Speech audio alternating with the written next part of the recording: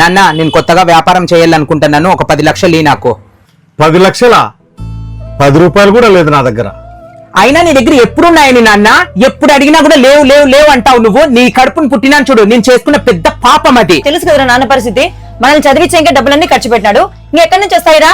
వాడు నాన్నని ఎప్పుడు అర్థం చేసుకున్నాడు? నిన్ను మేము అర్థం చేసుకోవాలా, మమ్మల్ని మాత్రం నువ్వు అర్థం చేసుకోవు. ఆ డొక్కు స్కూటీ వేసుకొని పోతాంటే మా ఫ్రెండ్స్ అందరూ నవ్వుతున్నారు నన్ను చూసి. పగలనక రే అనక మన కోసం కష్టపడుతూ ఒక పూట తిండి తిని ఒక పూట తినుకోకుండా వాచ్మెన్ ఉద్యోగం చేస్తూ మనకు చదువునిచ్చినాడు కదరా. ఆ చదువు చాలు కదరా, ఇంకా ఏం కావాలండి నాన్న నుంచి?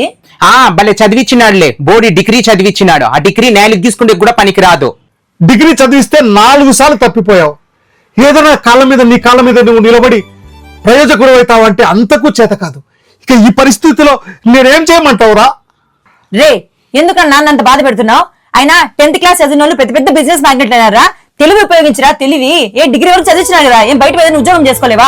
నాన్న నీకు డబ్బులు వచ్చే ఉపాయం ఒకటి చెప్తాను, ఆ పని చేయి నువ్వు. మా ఫ్రెండ్ వాళ్ళ నాన్నకి కిడ్నీ కావాలంట, నీ కిడ్నీ అమ్మేస్తే 10 లక్షలు వస్తుంది నాకు. ఛీ, నిన్ను కొట్టాలని కూడా నాకు అసహ్యంగా ఉంది. కన్న తండ్రి కిడ్నీ అమ్ముకోమని సలహా ఇస్తున్నావా? ఛీ, నువ్వు అసలు మనిషివేనారా? మరి ఏం చేయాలక్క, నేను ఎక్కడైనా తాకట్టు పెట్టి ఏమైనా తెచ్చుకుందాము అనుకుంటే ఈ కొంపకు చూసి ఎవరు ఇస్తాడు మనకు 10 లక్షలు? నోరు మూసుకోచాలు గాని, నాన్న నీకు చాలా సార్లు డబ్బులు ఇచ్చినాడు. ఆ డబ్బులన్నీ ఏం చేస్తున్నావురా? నాకు తెలుసు నువ్వు ఏం చేస్తున్నావు. నాన్న వీడు జూదం తగలు పెడుతున్నావు తెలుసు, డబ్బులన్నీ మీరు ఇంక ఇవ్వకండి. నీకు నిజంగానే సంపాదించుకోవాలనుకుంటే నీ తెలివితేటలతో, నీ కష్టార్జితంతో, నీ చెమటతో సంపాదించుకో. ఒరే, నా శరీరాన్ని నిలువెల్లా అమ్ముకోరా. నీకోసమే కదరా నేను నా జీవితాన్ని అంకితం చేసింది. పదం రారా, పదంపా. నువ్వేం చేస్తావో, నా శరీరాన్ని ఏం చేసుకుంటావో చేసుకుందు, పదంపరా.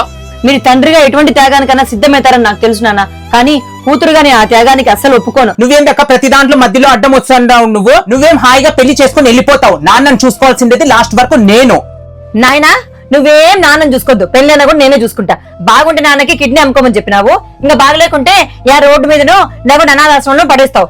అమ్మా, నా కోసం మీరు ఆవేశపడి కొట్లాడకద్దమ్మా. నారేసిన వాడు నీరు పోయకుండా ఉంటాడా? ఆ భగవంతుడే నన్ను చూసుకుంటాడు. మీరు క్షేమంగా ఉండాలి తల్లి, మీరు క్షేమంగా ఉండాలి. అమ్మ లేకపోయినా కూడా అమ్మలేని లోటు మాకు ఎప్పుడూ మీరు చూపించలేదు. అమ్మా నాన్న రెండూ మీరే పెంచినారు. ఛీ, నీ అసలు బ్రతుకు ఇదా? ఇన్ని రోజులు డబ్బులు ఉండేలాగా ఎందుకు నటించినావు నా దగ్గర నువ్వు? అది కాదు లక్ష్మి, కన్నా తండ్రిని కూడా కిడ్నీ అమ్ముకొని చెప్పేసి నానా మాటలు చెప్తున్నావు. నువ్వు అసలు మనిషివేనా? లక్ష్మి ఈ అడ్రస్ నీకెట్లా తెలుసు? ఎట్లా తెలిస్తే ఏముందిలే, నీ నిజ స్వరూపం అయితే బయట పడింది కదా ఈరోజు. అక్క, వీడు అసలు కన్న తండ్రి లేడని చెప్పినాడు అక్క నాతో. బ్రతికుండగానే డబ్బు లేదని నన్ను చంపేశావు కదరా. చూస్తున్నారు కదండి, ఇలా తమ విలాసాల కోసము తల్లిదండ్రులు బాధ పెడుతున్న వాళ్ళు ఎంతో మంది. కనీసం ఇప్పటికన్నా మారండి.